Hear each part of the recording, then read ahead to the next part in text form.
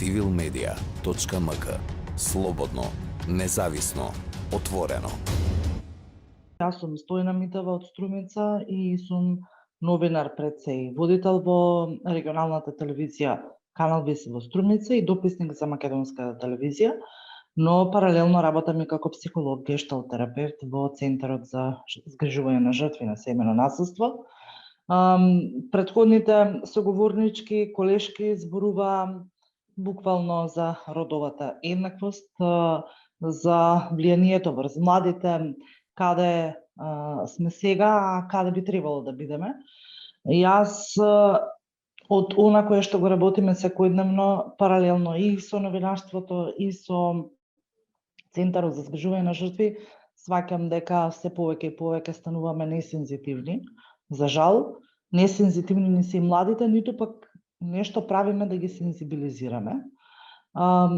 Недоволно зборуваме.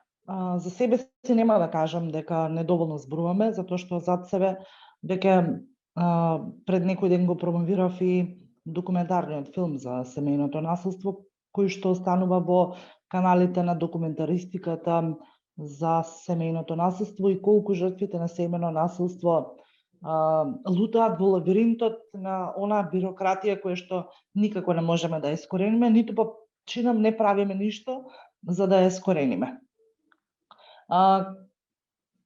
Како психолог и гешталт терапевт во шелтер центарот, сваќам дека ниту институциите не ни се сензибилизирани.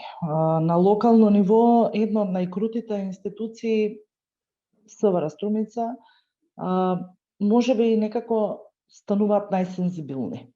Се останато е со стигми, со предрасуди, буквално со однапред веќе донесена одлука, буквално по дефиниција од 4-то одделение што е предрасуда. Значи, жртвите не само што немаат доверба во институциите, повторувањето на изјавата на секаде, од стресот кој што веќе и траумата која што ја живеат како жртви на семејно насилство, без разлика кој да е, на следното давање на изјавата истата се променува. Ја земаат здраво за готово. Па се прават како монтирани случаи буквално. Значи ти не да излезат во нејзина пресред, туку буквално ја напаѓаат дополнително. Па не кажала вака, па овдека си кажала вака, зошто ова е вака? Не сакам да одземам многу време ниту на претходните, знам дека сите имате обврски, сметам дека како организации треба, иако звучи како клише, да ги советуваме, да одиме на обуки, да ги сензибилизираме луѓето кои што директно се инволвирани во работата со жртвите на семејно насилство, со жените, со девојчињата. Сите претходно спомнавте искуство од некакви панел дискусии и трибини. Пред некој ден ме повика средношколци да бидам дел од нивната презентација, на нивната трибина, исклучиво само млади средношколци, зборуваа за сексуалното вознемирување. Јас бев прво, има направено анкета пуштена во училиштето и солиден број на ученици биле анкетирани. Прво бев запрепастена од бројките кои што ги видов.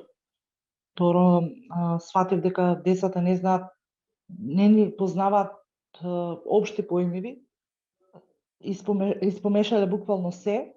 Не гледам вина во децата, нормално, гледам вина во професорите, во наставниците и во самите нас, бидејќи недоволно ги информираме младите и тргнуваат по некакви текови, некакви нормални појави со чудни бројки, дека тоа е нормална појава, чукањето по задник, сексизмот кој што меѓу се многу употребуваат за огромна бројка на деца е во некаква нормала и дека е миллива работа, дека тоа сето ќе помине, дека тоа е само одраз на нивната возраст и ништо повеќе. Сметам дека како општество треба уште многу да работиме, да се сензибилизираме, да ги разграничиме некои работи, а институциите да бидат малку побудни и професионално да си ја работат работата, затоа што сваќам дека ниту во институциите немаме доволно професионалци. Да, вие може да сте завршиле економски факултет, ама да сте лош банкар, нели? Може да завршите психологија, ама да сте лош психолог. Немаме никаков филтер каде што ќе продуцираме професионалци, каде што барем во оние институции кои што се треба да бидат од старт сензитивни.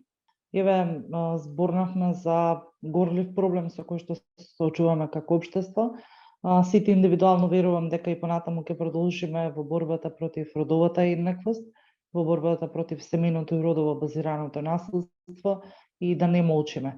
Бидејќи семејното насилство не е приватна работа, како што кажа Елена, ова е општествен проблем за кој што не само ние како единки ќе се бориме, туку и како општество да се заложиме во севкупната борба против семејното и родово базираното насилство. civilmedia.mk. Слободно, независно, отворено.